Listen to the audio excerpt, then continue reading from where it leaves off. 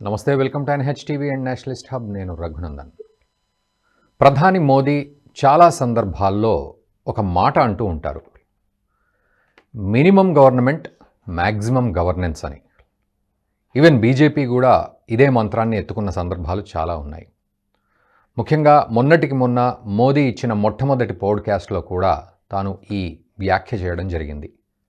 Minimum government maximum governance అంటే తక్కువ ప్రభుత్వం అనేది తక్కువగా ఉండాలి, పరిపాలన అనేది గొప్పగా ఉండాలి అనేది ఈ ఉద్దేశంగా కనపడుతోంది. నిజానికి ఇది చాలా అర్థం కాని టర్మినాలజీ లాగా ఉంటుంది చాలామందికి. ఏమిటి దీని మీనింగ్ ఏంటి అంటే, మంత్రుల సంఖ్య ఏమైనా తగ్గిస్తారా, లేకపోతే ఎమ్మెల్యేల సంఖ్య ఎంపీల సంఖ్య ఏమైనా తగ్గుతుందా? సో మినిమం గవర్నమెంట్ అంటే ఎలా ఉంటుంది అని కొంత కన్ఫ్యూజ్ అవుతూ ఉంటారు. నిజానికి ఇది చాలా గొప్ప మంత్రం. కాకపోతే దాన్ని ఆచరణలో ఎలా పెట్టాలనే విషయంలో కూడా మళ్ళీ ఛాలెంజెస్ ఉంటాయి. ప్రపంచవ్యాప్తంగా కూడా చాలామంది ఇంటెలెక్చువల్స్ ఈ విషయాన్ని మొత్తానికి ఎత్తుకుంటారు, అంగీకరిస్తారు. మినిమం గవర్నమెంట్ మ్యాక్సిమం గవర్నెన్స్ అని ఉండాలనేది. సో ఈరోజు మనం తెలుసుకుందాం నిజానికి ఈ టర్మినాలజీని ఎలా మనం అర్థం చేసుకోవాలి, మనం కూడా దాన్ని ఎలా ఇన్కల్కేట్ చేసుకోవాలి మన వ్యవస్థల్లోకి, దానివల్ల ఎటువంటి ప్రయోజనాలు ఉంటాయి. ముఖ్యంగా ప్రజాజీవనం అంతా కూడా గవర్నమెంట్ చుట్టూ తిరిగే పరిస్థితులే ఉంటున్నాయి. ఆ గవర్నమెంట్ విషయంలో కూడా చాలా సమస్యలు ఉంటూ ఉంటాయి. సో మీరు ఒక ఆధార్ కార్డ్ని చూపెట్టాలి అంటే చాలా చోట్ల ఆధార్ కార్డు చూపెట్టాల్సి వస్తుంది. ఒక పాన్ కార్డ్ని చూపెట్టాలన్నా, లేకపోతే ఇంకేదైనా ఫామ్ ఫిల్ చేయాలన్నా చాలా సందర్భాల్లో మీరు దానికి సంబంధించి జిరాక్స్లు సబ్మిట్ చేయాల్సి ఉంటుంది. ఇవన్నీ ఒక్కొక్క వ్యవస్థకు ఒక్కోసారి మనం సబ్మిట్ చేస్తూ ఉంటాం. నిజానికి ఇలాంటివన్నీ కాకుండా ఒకే వ్యవస్థ వద్ద ఇలాంటి ఇన్ఫర్మేషన్ ఉండి మీరు ఈజీగా పనిచేసుకోగలిగేటట్టు, ఒక ప్రోగ్రెసివ్ అండ్ ప్రొడక్టివ్ అవుట్పుట్ వచ్చేటట్టు ఇవన్నీ కూడా మినిమం గవర్నమెంట్ మ్యాక్సిమం గవర్నెన్స్లో ఉంటాయి. సో మనం చాలా సింప్లిఫైడ్గా అర్థం చేసుకుందాం దీన్ని. బండారు రామ్మోహన్ రావు గారు ఉన్నారు, రాజకీయ సామాజిక విశ్లేషకులు. వారిని అడిగి పూర్తి వివరాలు తెలుసుకుందాం, లోతైన విశ్లేషణ చేద్దాం. రామ్మోహన్ రావు గారు నమస్తే అండి, వెల్కమ్ టు నేషనలిస్ట్ హబ్. నమస్కారం సార్. ఈ టర్మినాలజీని మనం ఎలా అర్థం చేసుకుందాం? మినిమం గవర్నమెంట్ మ్యాక్సిమం గవర్నెన్స్ అనేది ప్రజలకి కూడా ఎలా ఉపయోగపడుతుంది, ఒక దేశ భవిష్యత్తుకు ఎలాంటి అంశం, ఇది ఎలా అర్థం చేసుకోవాలి? రఘునందన్ గారు, మీకు నేషనల్ హబ్ ప్రేక్షకులకు నమస్కారం. నమస్కారం. దీన్ని చాలా బ్రాడ్ లైన్స్ లో చూడాలి, కానీ మన నిత్య జీవితంలో పనికొచ్చేది ఈ మంత్రం. అది బ్రహ్మ పదార్థంగా అంటే అసలు గవర్నెన్స్ ఎట్లా ఉండాలి అంటే ఒకసారి వెనక్కి వెళ్దాం. అంటే రాజ్య ధర్మం ఏమిటి, ఏంటి రాజ్యం చేయాల్సిన పనులు ఏమిటంటే గతంలో ప్రజల ధన మాన ప్రాణరక్షణ ఈ మూడే బాధ్యతలు ఉండే మొదట్లో. దానికి అదనంగా అశోకుని గురించి చెప్పుకుంటాం మనం. అశోకుడు చెట్లు నాటించను, బావులు తవ్వించను, అట్లానే చెట్లు మన సత్రములు కట్టించను, రోడ్లు వేసాను కదా. ఈ మౌలిక వసతులు కల్పించడం అంటే యాక్చువల్ గా రాజ్యం అనేది అది ప్రజాస్వామ్య రాజ్యం కావచ్చు, పాత రాజ్యం కావచ్చు, ఆధునిక కాలానికి వర్తించినా కూడా రాజ్యం ధర్మాలు మూడే: ప్రజల ధన మాన ప్రాణరక్షణ చేయడం. తర్వాత అదనంగా చాలా వచ్చేయండి అశోకుని కాలం నుంచి. అందుకని అశోకుని పెట్టుకున్నాం. మన భారత మొట్టమొదటి ప్రజాస్వామ్యంలో మనం స్వాతంత్రం వచ్చిన తర్వాత మన భారతదేశం చాలా రంగాలను నియంత్రిస్తూ వచ్చింది. ఆనాడు మిశ్రమ ఆర్థిక వ్యవస్థ, నెహ్రూ కాలం. ఆ తర్వాత ఎందుకంటే కొంచెం పూర్వరంగం తెలుసుకుంటే ఇప్పుడు దానికి ఎంత ఈజీగా చేయొచ్చు చెప్తున్నాను. ఆ తర్వాత ఏంటంటే మనకు అన్ని లైసెన్స్ రాజ్, పర్మిట్ రాజ్. 33 కోట్ల జనాభా మనది. కానీ అన్నిటికీ బయట నుంచి పెట్టుబడిదారులు రాక గోకార ఉక్కు కర్మాగారము, మన అంటే సాగునీటి ప్రాజెక్టు మనం నిర్మించుకోవాల్సి వచ్చింది. అట్లా ఉక్కు కర్మాగారాలు, పెద్ద పెద్ద భారీ పరిశ్రమలు, ECIL, HAL, BHEL ఇటువంటి మనం నిర్మించుకోవాల్సి వచ్చింది. అంటే దానికి పెట్టుబడి పెట్టడానికి ఎవరు ముందుకు రాలే. ఆనాటి పరిస్థితి గవర్నమెంట్ తప్పనిసరి దాన్ని జోక్యం చేసుకోవాలి. ఒక రకంగా వ్యాపారం చేసినాం మనం, అంతేకాదు దాని ద్వారా ఉత్పత్తులు సాధించుకున్నాం. కానీ ఆనాడు భారతదేశం స్వావలంబన సాధించుకోవాలంటే ఇవన్నీ అవసరమైంది. ఎప్పటిదాకా 1991 ఆర్థిక సంస్కరణ పితామహుడు పివి నరసింహారావు గారు వచ్చిన తర్వాత మొత్తం యూటర్న్ తీసుకున్న మొత్తం రాజు. అంతకు ముందు ఏముంటే ఒకసారి చెప్తానే. అంటే లైసెన్స్ రాజ్, పర్మిట్ రాజ్ అంటే ప్రతి దానిలో ప్రభుత్వ జోక్యం ఎక్కువ ఉంటుండే. ఇప్పుడు ఈ సులభంగా రావడానికి కారణం ఏంటంటే ప్రతి చిన్న పనికి ప్రభుత్వం దగ్గర అర్జీ పెట్టుకోవాల్సి వస్తుండే. ఉదాహరణకు ఆనాడు పెళ్లి పత్రికలు చూడండి మీరు. పత్రికల్లో పెళ్లికి ఎవరైనా ఆహ్వానిస్తూ మీ రేషన్ మీరే తెచ్చుకోగలరు కింద రాసినాం. ఎందుకు రాసింది తెలుసు? ఇప్పటికీ ఆ చట్టం అమలు ఉంది, న్యాయవాది చెప్తాను. ఎందుకంటే ఆనాడు రేషనింగ్ ఉండే, అంటే ఆహార ధాన్యాల కొరత ఉంటే ఆనాడు స్వయం సాధించుకోలేదు. అప్పటికి వ్యవసాయ విప్లవం రాలేదు, సస్య విప్లవం రాలేదు, ఇది చాలా క్షీర విప్లవాలు ఇవన్నీ లేవు కనుక ఆనాడు తెచ్చుకోవాల్సి ఉంది. ఆ చట్టం ఇప్పటికీ అమల్లో ఉంది. రెండోది ఏంటంటే మీకు ప్రభుత్వ నియంత్రణ సిమెంట్ బ్యాగ్, సిమెంట్ బ్యాగులు మనకు 10 కావాలంటే ఇల్లు కట్టుకుంటున్నాం, దరఖాస్తు పెట్టుకుని ఆర్డీఓ దగ్గర నుంచి సిమెంట్ బ్యాగుల కోసం పర్మిషన్ తెచ్చుకోవాల్సి ఉంటుంది. చూడండి ఎంత దుర్మార్గం. అంటే అట్లాంటి అంటే లైసెన్స్ రాదు, పర్మిట్ రాదు. ప్రతి దానికి గవర్నమెంట్ దగ్గర ఏ పరిశ్రమ వచ్చినా, ఏ పెట్టుబడిదారులు వచ్చినా అప్లికేషన్ పెట్టుకోవాలి, 10 ఆఫీసుల చుట్టూ తిరగాలి, అది సాకారమయ్యేది, లంచాలు అన్ని రకాలుగా ఉంటాయి. ఆర్థిక సంస్కరణ పితామహుడు ఏం చేసిందంటే ఇవన్నీ ట్రాష్, ఇవన్నీ రద్దు చేద్దామని అప్పటి నుంచి మొదలైంది. దాని తర్వాత పివి నరసింహ గారి తర్వాత వెంటనే వచ్చిన వాజ్పేయి గారు దాన్ని అందిపుచ్చుకొని వాజ్పేయి గారి హయాంలోనే గుడ్ గవర్నెన్స్ కి మంచి అర్థం చెప్పారు. మోడీ చెప్పింది వాళ్ళ చాలా సింప్లిఫై చేసి చెప్తే ఇవన్నీ మెల్లగా ఇంత కఠినంగా ఉన్నదాన్ని లైసెన్స్ రాజ్, పర్మిట్ రాజ్కి వ్యతిరేకంగా ఆర్థిక సంస్థలను మొట్టమొదటి 91లో వచ్చినాయి. మన్మోహన్ సింగ్ గారు ఆ తర్వాత, వాజ్పేయి తర్వాత కొనసాగించారు. ఇప్పుడు మనకు మోడీ గారు మంచి సూత్రం చెప్పింది. అందుకనే 25 డిసెంబర్ మొన్న పోయి ఆనాడు మనము గుడ్ గవర్నెన్స్ డే అని పెట్టుకున్నాం. గుడ్ గవర్నెన్స్ అంటే ఏంటిది? పరిపాలన మినిమైజ్ చేయడం, పరిపాలన ఎక్కువ మంది ప్రజలకు అందించడం, ఈ రెండు మినిమైజ్ చేసే క్రమంలో ఈ స్లోగన్ గత కాలం నుంచి వాడుతున్నాం. దాన్ని మోడీ వచ్చిన తర్వాత బాగా ఫోకస్ చేస్తున్నాం. దాన్ని మినిమం గవర్నమెంట్, మాక్సిమం గవర్నెన్స్ కావాలి. అంటే ఏంటిదంటే మనకు ఈ ఆధార్ కార్డు ఇవి కాదు అసలు. వాళ్ళ ఉద్దేశం మొత్తం గుడ్ గవర్నెన్స్ ఉద్దేశం ఏంటంటే గవర్నెన్స్ లో ఏం జరగాలి, ప్రతిదానికి ప్రభుత్వం దగ్గరకు అర్జీ పెట్టుకునే పరిస్థితి పోవాలి. అందుకని is of doing single window system అంటే అది బ్రాడ్ తీసుకోవాలి. సింగిల్ విండో సిస్టమ్ ఎవరైనా పత్రం పెట్టుకుంటే రెడ్ కార్పెట్ వేసి వాళ్ళు పర్మిషన్ ఇచ్చే క్రమంలో ఒకే దగ్గర సింగిల్ విండో సిస్టమ్ పర్మిషన్ కావాలి. ఎప్పుడు పరిశ్రమలు కానీ లేకపోతే మనం ఏదైతే అంటే రెండు అపరాధాలు. ఒకటి ఎక్కువ జిగిబిగి అంటే జిలేబీకి చక్కెర లాగా నిబంధనలు ఉండవు. అన్నిటికంటే అవినీతి ఉండదు. పరిశ్రమలు రావడానికి అవినీతి ఉందనుకో, ఒక కంపెనీ ఫ్యాక్టరీ పెట్టాలంటే ఇక్కడికి వచ్చేవారన్నా అవినీతి మయమైన ప్రభుత్వ పాలన ఉండదు కదా. అప్పుడు గుడ్ గవర్నెన్స్ కాబట్టి బ్యాడ్ గవర్నెన్స్ అవుతుంది.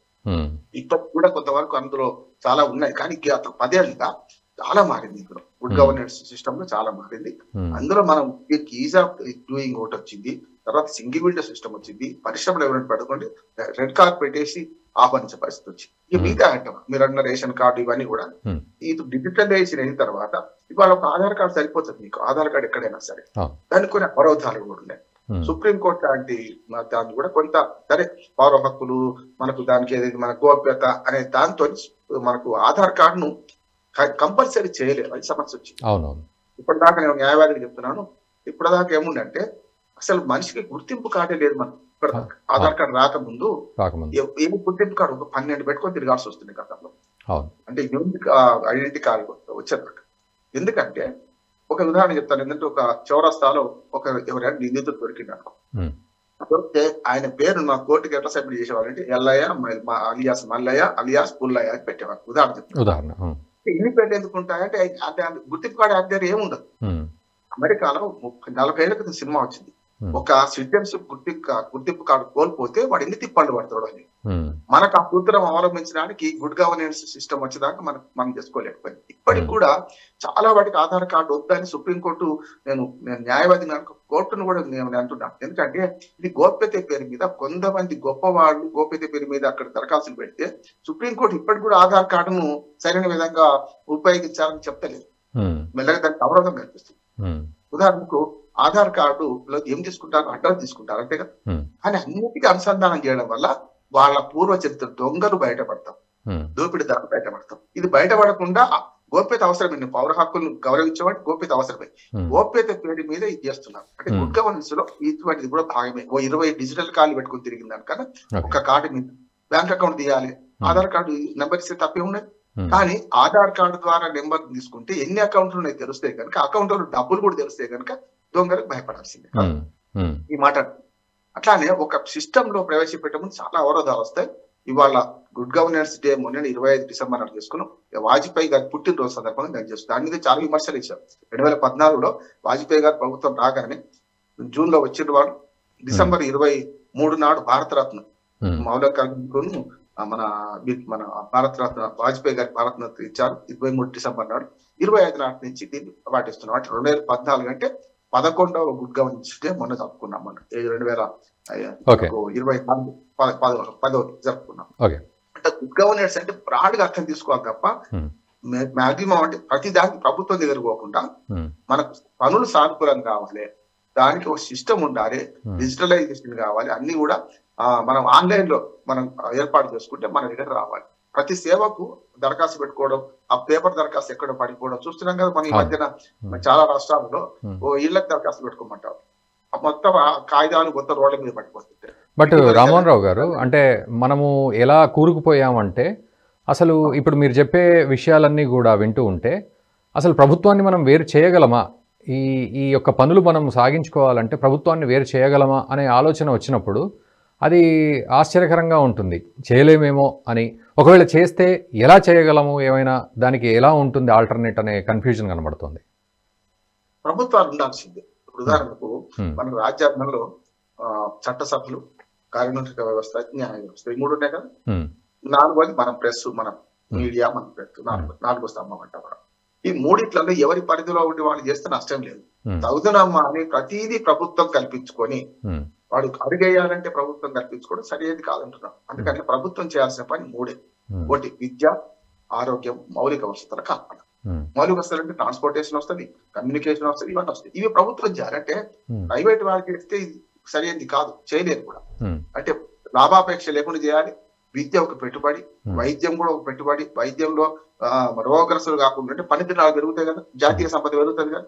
మౌలిక వసతులు మన ఇంటి మీద రోడ్డు వేయాలంటే ప్రైవేట్ వాడు వేయడు, మన ప్రభుత్వం వేయాలి. ఇంకా నల్లా కనెక్షన్ కావాలంటే కావాలి. అందుకని గుడ్ గవర్నెన్స్ లో ఈ ఏదైతే మినిమం గవర్నమెంట్స్, మాక్సిమం గవర్నెన్స్ ఎట్లా వస్తుందంటే పౌర సేవలు అందించడంలో ప్రధానంగా పాత్ర వహించాలి.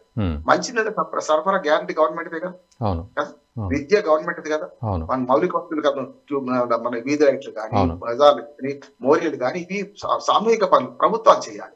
ఇవి దాటి వ్యాపారాలు చేస్తున్నాం చూసింటా, అది వద్దంటున్నా. అందుకనే ఇవాళ ప్రభుత్వ రంగ సంస్థలు మెల్లమెల్లగా పెట్టుబడుల ఉపసంహరణకు ఇవాళ చాలా మంది బీజేపీ నిందిస్తున్నారు. ఇక్కడ మొదలు కాలే, కాంగ్రెస్ లోనే పెట్టుబడుల ఉపసంహరణకు మంత్రిత్వ శాఖ ఉంది, మన్మోహన్ సింగ్ గారు మంత్రివర్గం.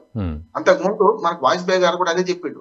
మెల్లమెల్లగా ప్రభుత్వ రంగ సంస్థల పేరు మీద, ప్రభుత్వ రంగ సంస్థలు అంటే ఓ రకంగా చెప్పాలంటే ప్రభుత్వంలోని కొందరు పెద్దల ఖజానాకు నింపడానికి పనికి వచ్చినాయి. ఇప్పుడు అది కూడా చెప్తాను లేకుండా దానిలో ప్రభుత్వ రంగంలో ఉన్న పరిశ్రమలన్నిటి కూడా అది తెల్ల ఏనుగులను సాధినట్టు సాగడం, దానికి అవసరమైన పై స్థాయి ఉద్యోగం, పై స్థాయి అధికారులకేమో అన్ని సౌకర్యాలు కల్పించడం, కింది స్థాయిలో మోస్తుంది. అందుకని వాళ్ళ విశాఖ ఉక్కు కర్మాగారాన్ని ప్రైవేటైజేషన్ చేస్తామంటే ఎందుకు వద్దంటున్నామంటే కొన్ని పనులు కొన్ని ప్రభుత్వ రంగాలు చేయాల్సిందే. ఉదాహరణకు ఉక్కు కర్మాగారం ఉందనుకోండి, నష్టం వస్తే తీసేద్దాం.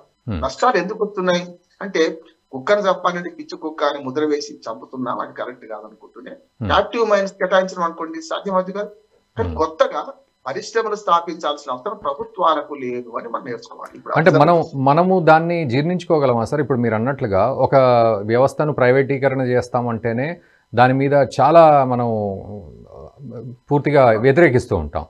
అట్లాంటిది పూర్తిగా గవర్నమెంట్ ఉండదు అంటే మరి ప్రైవేట్ వాడి చేతిలోకి వెళ్తుందా అనే ఒక భయాన్ని సృష్టించినట్టు అవుతుంది కదా, అది ఎట్లా హ్యాండిల్ చేస్తాం? అంటే మొనోపాలి దేని ఉండదు. ఉదాహరణకు కొన్ని విద్యుత్ రంగంలో మొత్తం మొనోపాలి గవర్నమెంట్ కదా. కానీ టెలిఫోన్లలో మొనోపాలి పోయి చూసిందా, మరి ఎంత సేవలు తీసేయని. ఒకనాడు టెలిఫోన్ కనెక్షన్ తీసుకోవాలంటే అది ప్రైవేటీకరణ వ్యతిరేకించే వాళ్ళకి 2 ఉదాహరణలు చెప్తాను. నేను రాష్ట్రం అంతా దేశం అంతా ట్రైన్లలో దిగుతుంటాను. ఒక రిజర్వేషన్ టికెట్ కావాలంటే మనం అంత ఇదివరకు ఎంత కష్టపడే వాళ్ళం. దేశంలో ఇక్కడి నుంచి అయినా ఎక్కడికైనా పోవడానికి రిజర్వేషన్ సౌకర్యం ఆన్లైన్ లో చేసుకునే వ్యవస్థ వచ్చినాక, అందుకని గుడ్ గవర్నెన్స్ కు 2 ట్రాన్స్పరెన్సీ, అకౌంటబిలిటీ 2 వస్తే గుడ్ గవర్నెన్స్ వచ్చినట్టే లెక్క. అవినీతి కూడా ఉండదు అక్కడ. ఉదాహరణ గతంలో ఒక బెర్త్ కోసం మనకు టీసీని ఎంబడి అర్ధరాత్రి దాకా డబ్బులు ఇచ్చి మనం పొందేవాళ్ళం. టెలిఫోన్ అయితే మంచి ఉదాహరణ, గ్యాస్ కనెక్షన్ మంచి ఉదాహరణ. గవర్నమెంట్ కంపెనీలో ఉన్న ఒక మొనోపలి ఉండడం వల్ల ఏమైంది, గ్యాస్ కనెక్షన్లు మీకు ఎంపీ తోని పరివి చేసుకోవాలి పరిస్థితి ఉండే కదా. మేము ఒక చిన్న ఉదాహరణ చెప్తాం. లోక్సభ ఆఫీస్ మేము పంజగుట్ట పెడతాందుకు అంతకుముందు జగన్మోహన్ రెడ్డి గారి ఆఫీస్ అందరూ నడిచింది. పరిశ్రమ పెట్టి లాస్ అయ్యిండు. ఎందుకు చెప్తున్నా నా ప్రత్యక్ష ఉదాహరణ. ఆయనకు 2 ఫోన్లు ఉంటాయి అక్కడ, 3 ఫోన్లు ఉంటాయి, 3 కనెక్షన్ ఉంటాయి. వాటిని మేము తీసుకుంటామని మేమే కట్టుకుంటాం బిల్లు ఇప్పటి నుంచి, పేరు మానాలి అంతే. ఎస్టాబ్లిష్మెంట్ లేదు, దానికి కొత్తగా కనెక్షన్ ఇచ్చేది లేదు, అక్కడ దాకా ఫిట్టింగ్ మళ్ళీ. కానీ వాళ్ళు ఎంక్వైరీ పెట్టారంటే అక్కడి నుంచి అన్ని తీసుకొచ్చిన తర్వాత ఒక్కొక్క కనెక్షన్ కానీ 1000 రూపాయలు లంచం ఇస్తే, నేనే స్వాగ్ చెప్తాను, 1000 రూపాయలు లంచం ఇస్తే తప్ప అకౌంట్ ట్రాన్స్ఫర్ కాదు ఒక పేరు నుంచి ఒక పేరు. ఎందుకు? మొనోపాలి గవర్నమెంట్ ఇది. అలా టెలిఫోన్ అంటే ఎంపీ పైరవి లేకుండా టెలిఫోన్ ఎంత పెద్దవాళ్ళకు కూడా రాకపోయింది కదా. మరి చిన్న మౌలిక సమస్యని తీర్చలేని పరిస్థితి నుంచి వాళ్ళు ఏమైంది, 2 నిమిషాల్లో మీ ఆధార్ కార్డు వస్తే నెంబర్ కొట్టి మీ ఫోటో వచ్చేస్తుంది, 2 నిమిషాలు మీకు సబ్ కార్డు ఇస్తుంది. ఎందుకు అయింది? ప్రైవేటీకరణ వల్ల మొత్తం లాభం అయింది. దాంట్లో బిఎస్ఎన్ఎల్ నష్టపోయింది. బిఎస్ఎన్ఎల్ నష్టపోవడానికి కారణం ఏంటి? అంత్య తపాలకు కాక అదేమో సేవాభావం ఉంది. కానీ టెలిఫోన్కి వచ్చే వరకు ఒక ఉదాహరణ, అట్లాగే రైల్వేస్ ఉదాహరణ. 2 ఉదాహరణ ఎందుకు చెప్తున్నానంటే ప్రైవేటీకరణ కదా, మొనోపాలి గవర్నమెంట్ మొనోపాలి తీసేస్తే ఆటోమేటిక్ అంతకంటే తక్కువ ఛార్జీలకు మనకు అందజేస్తారు కదా. సో ఇక్కడ మరి పాలసీ మేకింగ్ విషయంలో ఎవరి చేతుల్లో ఉంటుంది అంటే ఒక ప్రైవేట్ గవర్నమెంట్. ఇప్పుడు ట్రాయ్ ఉంది కదా, రెగ్యులేటరీ కమిషన్స్ ఉన్నాయి లేదా. ఇప్పుడు మీరు టెలిఫోన్ ఛార్జీలు స్పెక్ట్రమ్ అమ్మకం ఎవరు చేస్తున్నాం? స్పెక్ట్రామ్ లో లోపాలు జరిగితే మేము సుప్రీంకోర్టు దాకా వెళ్ళాం. సుప్రీంకోర్టులో స్పెక్ట్రామ్ లోపాలకు పరిహారం కూడా రాజా జైలుకి వెళ్ళిపోయిండు కదా. ఇప్పుడు మనకు డిఎంకే రాజా జైలుకి వెళ్ళిపోయిండు. ఇవన్నీ ఉన్నాయి కదా మనకు. నేనేమంటున్నానంటే దీన్ని సరళీకృతం చేయండి. సరళీకృత ఆర్థిక విధానాల్లో ఇది సాధ్యమవుతుంది. ఒంటి పట్టుబట్టి ఇది నేనంటే ప్రభుత్వం తప్పనిసరి చేయాల్సిన పని కొన్ని ఉన్నాయి. ఇప్పుడు కుక్క చేసే పని కుక్క, గాడిద చేసే పని గాడిద చేయాలి. 3 సామెత అని చెప్తాను. ప్రభుత్వం చేసేది వైద్యము, విద్య, మౌలిక వసతుల కల్పన, ఇవన్నీ చేయాల్సిన పని ఇంకోటి చేయలేదు. కానీ పరిశ్రమలు పెట్టి నష్టపోవడం ఎందుకు? నేనేమంటాను, ఒక ఉదాహరణ చెప్తున్నాను. విశాఖ ఉక్కు కర్మాగారికి నా వ్యూ వేరే ఉంది. ప్రైవేటీకరణ చేయొద్దు, క్యాపిటల్ మైనస్ కేటాయించమంటున్నాను. కానీ నష్టపోయే పరిశ్రమల్లో మన ప్రభుత్వాలు పెట్టుబడి పెట్టి ఎందుకు నష్టపోవాలి అంటున్నారు. అందుకనే 140 ఖాళీగా పడ్డ పరిశ్రమలన్నీ మెల్లమెల్లగా ప్రైవేటీకరణ చేసుకుంటారు. వాళ్ళు చేసుకుంటారు, వ్యాపారం వాళ్ళు చేసుకొని. అందుకని గుడ్ గవర్నెన్స్ లో భాగం మినిమం గవర్నమెంట్స్ మన మాక్సిమం గవర్నెన్స్ మినిమం గవర్నమెంట్. ఎందుకంటే ఇది అంటున్నాం, ప్రతి దానిలో ఇల్లు పెట్టకండి. గవర్నమెంట్ చేయాల్సిన పనులు చాలా ఉన్నాయి, అవి చేయండి. అవి విడిచిపెట్టి ఇంకా పనులు అంటారా? ఖచ్చితంగా ఇప్పుడు ఆధార్ కార్డు ఇష్యూ చేసేది ప్రైవేట్ సంస్థకు అప్పచెప్పొద్దు, ఖచ్చితంగా గవర్నమెంట్ ఇష్యూ చేయాలి. మీదేనా సార్ డ్రైవింగ్ లైసెన్స్ ఉంది, దాన్ని ఖచ్చితంగా గవర్నమెంట్ చేయాలి. కొన్ని పనులు వాళ్ళు చేయాల్సిన పనులు వాళ్ళు చేయనియండి. పరిశ్రమలు కానీ స్థాపించడం కానీ ఇవన్నీ వాళ్ళు చూసుకుంటారు. ఇంకొక మాట చెప్తాను, ఆర్టీసీ ఉంది ఉదాహరణ, అంటే పబ్లిక్ లిమిటెడ్ కంపెనీ ఈజీగా చదవడానికి మన ప్రేక్షకులు. ఆర్టీసీ ఉంది. ఒక్క బస్సు నడపడానికి గతంలో 9 మంది సిబ్బంది పనిచేసేవాళ్ళు ఆర్టీసీలో. అదే బస్సు కేసీనేనో లేకుంటే దివాకరో లేకుంటే చాలా మంది ప్రైవేట్ చాలా మంది ఆర్ఎస్ బస్సులో వాటిలో 6 సిబ్బందితో నడిపించేవాళ్ళు. అంటే ఏమైంది, 6 సిబ్బందితో నడుస్తున్నాయి కదా బస్సులు, లాభదాయకంగా నడుస్తున్నాయి కదా.